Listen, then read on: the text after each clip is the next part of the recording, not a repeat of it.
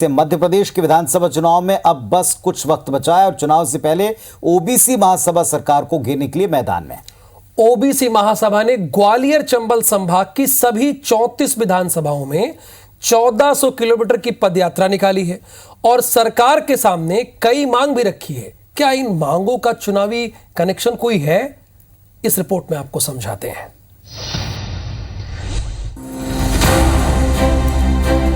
ग्वालियर में आज ओबीसी महासभा का बड़ा आयोजन हुआ। अंचल की 34 विधानसभाओं में लगभग 1400 किलोमीटर पदयात्रा तय कर आज ओबीसी सत्याग्रह ग्वालियर पहुंची।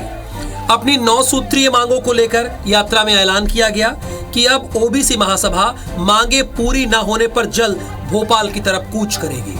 ओबीसी महासभा की प्रमुख मांग है जातीय जनगणना हो, जनसंख्या के हिसाब से ओबीसी की हिस्सेदारी तय हो, मध्य प्रदेश विधानसभा में 125 सीटें आरक्षित हो, सरकारी विभागों में ओबीसी के बैकलॉग पद पर नियुक्ति हो, स्वामीनाथन आयोग की अनुशंसा का पालन हो।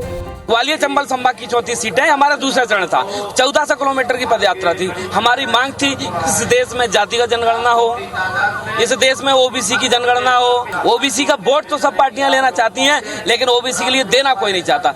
इधर दोनों ही पार्टियां ओबीसी वर्ग का हितैषी बनने की कोशिश कर रही हैं। इस बात में कोई शक नहीं कि आज जो विपक्ष है कांग्रेस, वो सब तरह के हथकंडे अपनाने का प्रयास कर रहा है और इस तरह समाज में द्वेष फैलाकर, समाज में जाति के आधार पर लोगों को बांटकर, मैं नहीं मानता कि उनका कोई लाभ इस चुनाव से उनको मिलेगा।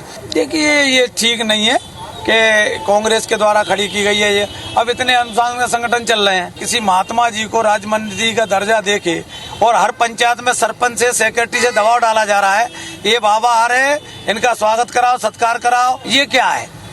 पहले इसका जवाब दे दें। चुनावी साल में ओबीसी महासभा के द्वारा उठाए गए मुद्दों का ग्वालियर चंबल अंचल में सबसे ज्यादा फर्क पड़ने वाला है। कुछ खास आंकड़ों पर गौर करते हैं। ग्वालियर चंबल अंचल में कुल 34 विधानसभा सीटें हैं। अंचल की 17 सीटों पर ओबीसी वोटर्स का सबसे ज्यादा प्रभाव है।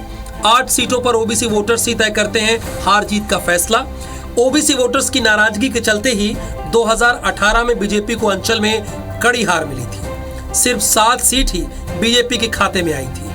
कुल जमा जोड़ ये है कि 2018 में दलित वोटर्स की नाराजगी बीजेपी पर भारी पड़ी थी और अब 2023 में ओबीसी महासभा की मांगों ने सरकार के लिए बड़ी मुश्किलें पैदा कर दी हैं। नासिर गौरी, IBC 24, ग्वालियर।